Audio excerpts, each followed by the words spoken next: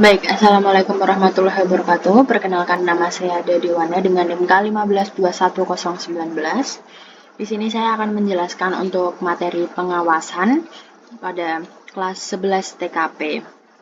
Nah, untuk materi pengawasan sendiri yang pertama adalah manajemen konstruksi proyek.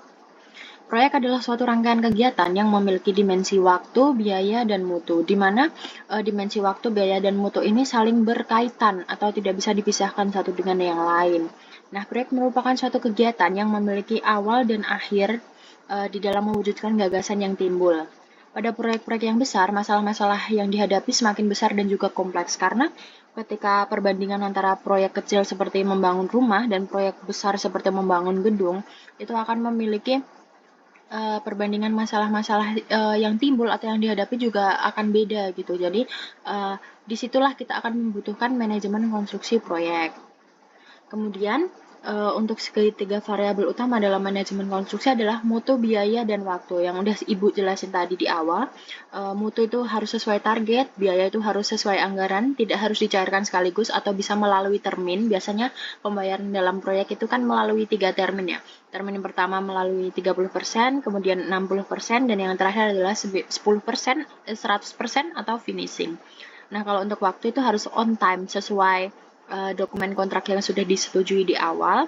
Nah, antara tiga variabel utama dalam manajemen konstruksi ini harus berkesinambungan. Oleh karena itu, demi mewujudkan tiga variabel utama ini, kita membutuhkan manajemen konstruksi yang baik. Nah, ketiganya disebut dengan tiga kendala atau triple constraint. Ketiganya merupakan parameter penting bagi penyelenggaraan proyek yang sering diasosiasikan sebagai sasaran proyek. Ketiga batasan tersebut bersifat tarik-menarik atau tidak bisa terpisahkan. Kemudian karakteristik proyek ada 3, yaitu sementara, unik, dan memiliki batasan waktu. Nah, kalau untuk sementara itu, yang sementara adalah seperti manajemennya.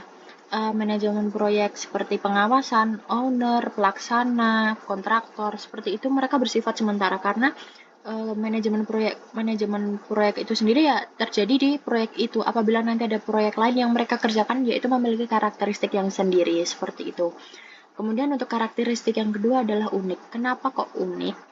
Karena tiap proyek itu memiliki karakteristik sendiri-sendiri ya. Mungkin untuk bangunan di dataran tinggi itu memiliki karakteristik tersendiri, dan untuk di proyek dataran rendah itu memiliki karakteristik tersendiri. Jadi setiap proyek itu memiliki karakteristik sendirilah, tergantung ownernya itu mau bagaimana gitu. Kemudian untuk batasan waktu. Proyek itu harus memiliki batasan waktu atau tenggat waktu yang dimana sudah disetujui di awal, yaitu di dokumen proyek atau di dokumen kontrak, yang mana proyek itu harus memiliki awal dan akhir. Seperti itu. Oke, kita masuk ke manajemen proyek. Manajemen proyek adalah tata cara atau sistem pengelolaan pekerjaan konstruksi dalam mengelola sumber daya dan dana suatu proyek untuk mencapai tujuan dengan menggunakan metode-metode dan sistematika tertentu. Manajemen suatu proyek pembangunan mempunyai tujuan menyelesaikan proyek sesuai batas waktu dan biaya yang direncanakan dengan kualitas bangunan yang optimal. Kemudian di dalam penyelenggaraan pembangunan proyek dilakukan secara menyeluruh mulai dari tahapan perancangan, perencanaan, dan pembangunan hingga tahap pemeliharaan, di mana hal tersebut merupakan suatu rangkaian kegiatan yang dapat dilakukan secara sistematis dan melibatkan berbagai unsur yang saling terkait antara yang satu dengan yang lainnya. Nah, unsur-unsur tersebut itu yang kita sebut organisasi proyek atau manajemen konstruksi proyek, yang mempunyai peranan, fungsi, dan tanggung jawab masing-masing yang akan Ibu jelasin nanti di akhir ya, setelah bab ini. Kemudian organisasi proyek adalah suatu pelaksanaan proyek yang sangat diperlukan sebagai bagian dari manajemen suatu proyek yang sesuai dan saling berhubungan dengan, dan tentunya harus selalu berjalan pada peraturan-peraturan atau tata tertib yang telah ditentukan. Sedangkan manajemen proyek dapat didefinisikan sebagai kemampuan untuk mengelola sumber daya dan dana suatu proyek untuk mencapai tujuan dengan menggunakan suatu metode dan sistematika tertentu agar tercapai daya guna yang sebenarnya. Nah, untuk garis-garis besar proyek yang terlibat adalah yang pertama adalah owner, kemudian perencana, konsultan pengawas, dan kontraktor atau pelaksana. Di mana mereka itu memiliki peranan dan fungsi masing-masing dalam proyek yang tidak bisa digantikan satu dengan yang lain gitu ya, karena mereka memiliki peranan penting tersendiri di dalam proyek yang akan kita bahas nantinya ya. Baik, nah ini kita akan masuk ke fungsi manajemen konstruksi. Yang pertama adalah planning atau perencanaan. Proses di mana terdapat perencanaan atas semua pekerjaan yang akan dilaksanakan dari mulai awal sampai akhir termasuk tujuan-tujuan yang akan dicapai dari proses pembangunan proyek.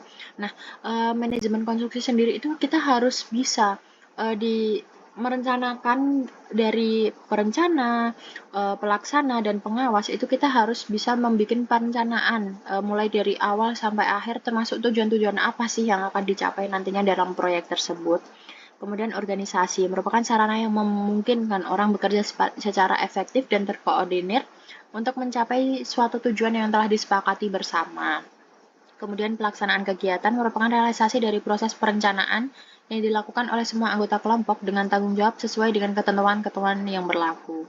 Kemudian yang keempat adalah fungsinya adalah pengawasan. Agar hasil pekerjaan sesuai dengan rencana dalam pelaksanaan, perlu adanya pengawasan sebagai kontrol dan koreksi terhadap segala penyimpangan yang mungkin terjadi. Kemudian yang kelima ada koordinasi. Agar pekerjaan berjalan dengan lancar, maka perlu adanya koordinasi yang baik antara semua pihak yang terlibat di dalamnya. Kemudian jenis-jenis proyek konstruksi itu ada dua, yaitu bangunan gedung dan bangunan sipil. Yang bangunan gedung itu mungkin udah pada sering lihat ya. Yang pertama ada gedung, rumah, kantor, pabrik seperti itu.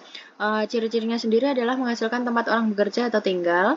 Kemudian pekerjaan dilaksanakan pada lokasi yang relatif sempit. Dibutuhkan manajemen terutama untuk progressing pekerjaan.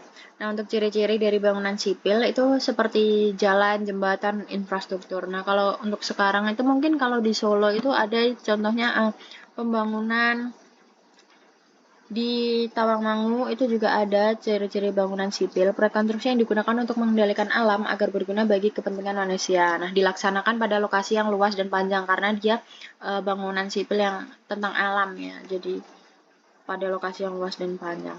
Nah, ini contoh jenis-jenis yang ada bangunan konstruksi gedung, konstruksi pabrik, konstruksi rumah. Kemudian pada sipil itu ada konstruksi bendungan. Ini juga ada ya di Tawangmangu. Konstruksi jalan itu kita sering lihat di pinggir-pinggir jalan. Itu pasti kita sering menemuinya ada konstruksi jalan, perbaikan jalan.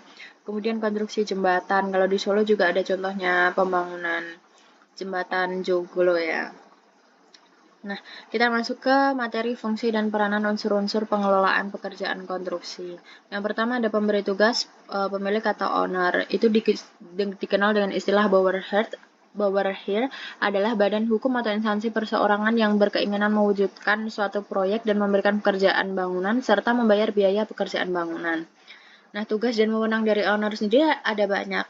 Salah satunya adalah mempunyai ide atau gagasan sesuai dengan rencana-rencananya, menyediakan dana dan lahannya, mengambil keputusan terakhir yang mengikat mengenai pembangunan proyek, dan mempunyai wewenang mutlak dalam menentukan dan mengangkat manajemen konstruksi, perencana, serta pelaksana proyek, dan tugas yang lainnya ini ada ya, seperti yang udah Ibu jelaskan di PPT.